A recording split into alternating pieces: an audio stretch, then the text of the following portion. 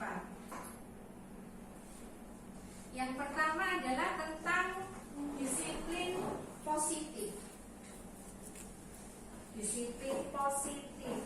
Kalau mendengar kata-kata disiplin itu kira-kira apa yang ada di benaknya Bapak Ibu? Tidak boleh lambat,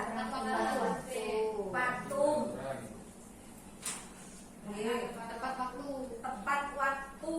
Nah, mari kita coba sekarang nih. Di sini saya akan meminta Bapak Ibu guru untuk bermain. Nah, berdua dengan temannya, teman sampingnya, silakan menggenggam tangannya. Jadi tangannya ini digenggam. Kemudian yang satunya, yang orang A yang pertama menggenggam tangan. Kemudian yang orang kedua membujuk temannya, supaya genggamannya ini mau dilepaskan. Terserah jenengan membujuknya bagaimana supaya bisa melepas. Nah, orang yang pertama mau enggak dengan bujukannya tadi?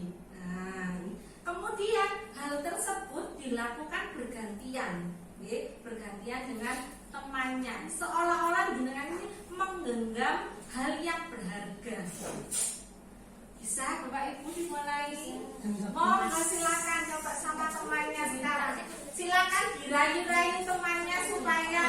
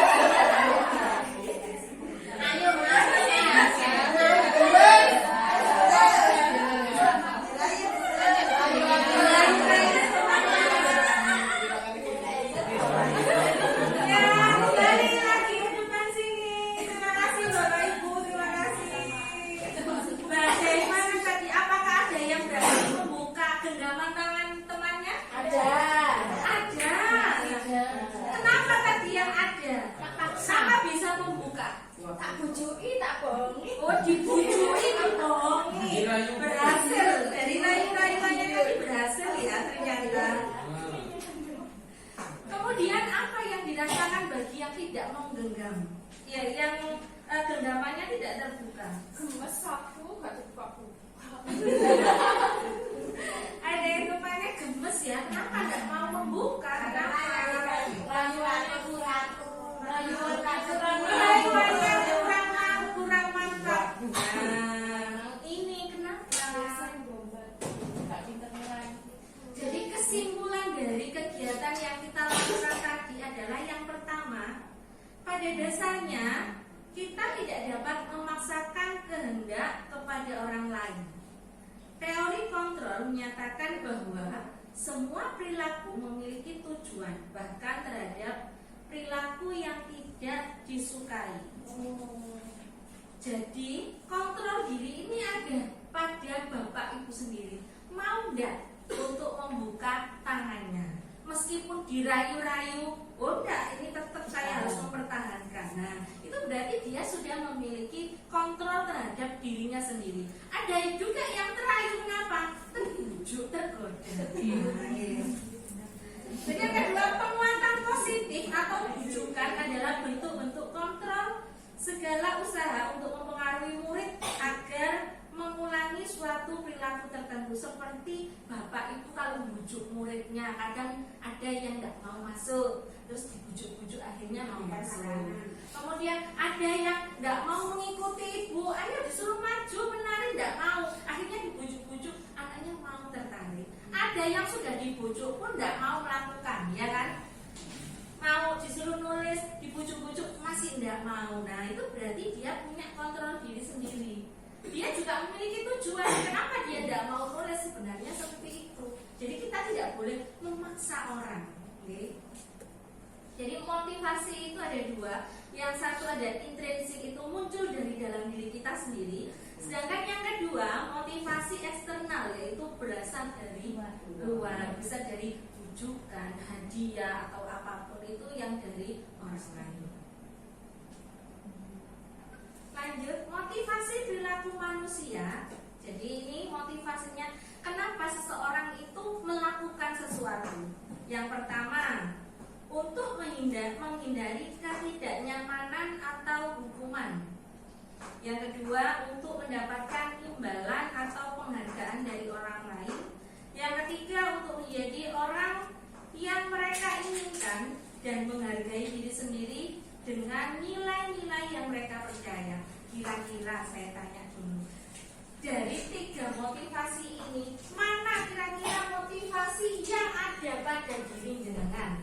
Misalkan mau mengikuti webinar, mau mengikuti kegiatan pelatihan, kira-kira yang mana ya?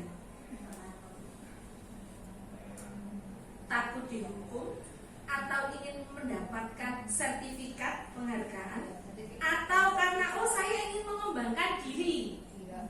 Nah, kira-kira yang mana ya?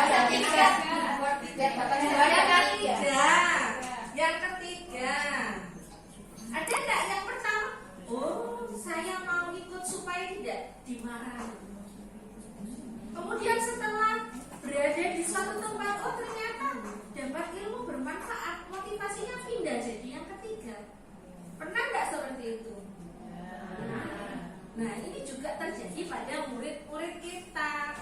Motivasi apa mereka datang ke sekolah itu? Apa karena takut dimarahi orang tuanya?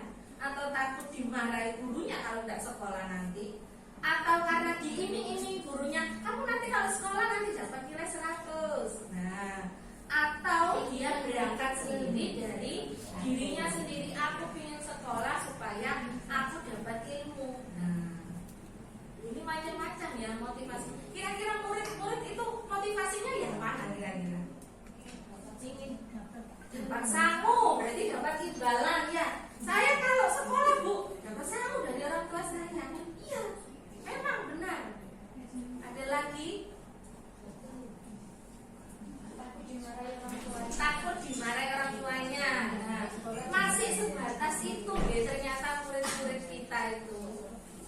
Jadi ternyata murid-murid kita itu masih ada di nomor 1 atau nomor 2. Nah, nanti tugasnya kita sebagai guru bagaimana mengembangkan siswa kita supaya motivasinya ini dari dirinya sendiri, supaya memiliki keinginan untuk bersekolah, belajar.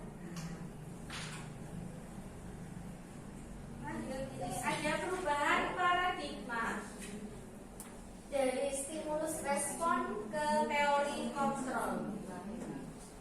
Realita, kebutuhan kita sama. Kalau teori kontrol, kebutuhan orang itu beda.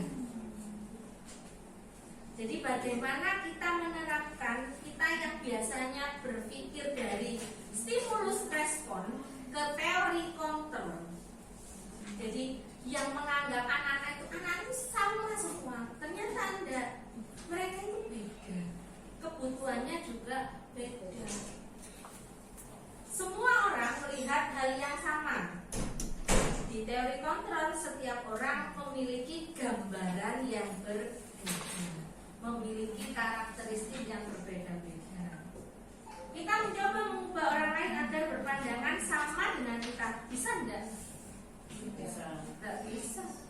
Bu Desi kepingin Bu Ika itu sama kayak Bu Desi. Bisa enggak? Tidak bisa.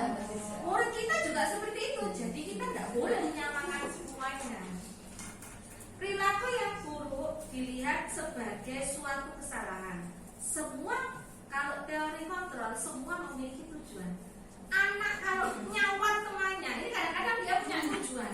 Kenapa kok sampai nyawat temannya? Jahil. Ada yang jahil tujuannya. Iya, tidak apa-apa ada yang jahil. Ada lagi apa? Ada mereka untuk mempertahankan diri. Seperti itu. Orang lain bisa mengontrol saya. Nah, sekarang diganti, hanya saya yang bisa zaman tadi, orang lain bisa bujuk, tapi kita bisa mengontrol diri kita sendiri. Saya bisa yang pemaksaan ada pada saat bujukan gagal. Yang teori kontrol kolaborasi dan konsensus menciptakan pilihan-pilihan baru. Model berpikir menang kalah. Kalau teori kontrol kita harus menang-menang. Jadi kita harus berpikirnya positif, jangan berpikiran negatif. Begitu juga kepada anak-anak. Jangan menganggap anak-anak yang nakal itu anak-anak yang salah. Jangan, ya. Tapi kita lihat apa kebutuhan dasarnya. Sebenarnya anak ini melakukan kesalahan, melakukan kenakalan ini, dia butuh apa sebenarnya? Kita harus tahu ada kebutuhan untuk bertahan hidup. Misalkan dia mengambil makanan temannya, kita harus tanya kenapa kok bisa mengambil makanan. Ternyata dia belum sarapan. Nah itu berarti untuk bertahan hidup. Kemudian yang kedua, kebutuhan kasih sayang dan rasa diterima. Anak-anak itu juga pengen disayangi sama guru, pengen dilihat, pengen dilem. Sudah dandan rapi, tapi gurunya tidak ngelem. Walah, aku gak dilem sama guru. Nah itu kadang-kadang mereka pengen disayang seperti itu. Ya. Kemudian kebutuhan kebebasan. Kadang anak-anak itu jenuh di kelas, pengen bebas main di luar, pengen pulang istirahat. Nah seperti itu juga. Kebutuhan kesenangan, jahit itu tadi. Nah ada yang jahit, dia ini cuma ya bersenang-senang, bercanda saja. Ada juga yang penguasaan, dia pengen berkuasa, pengen diterima.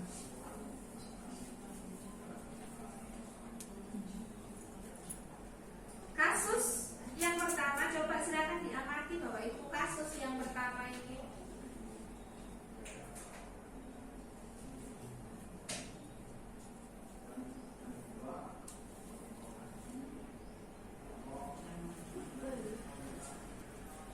Menangis mengadu.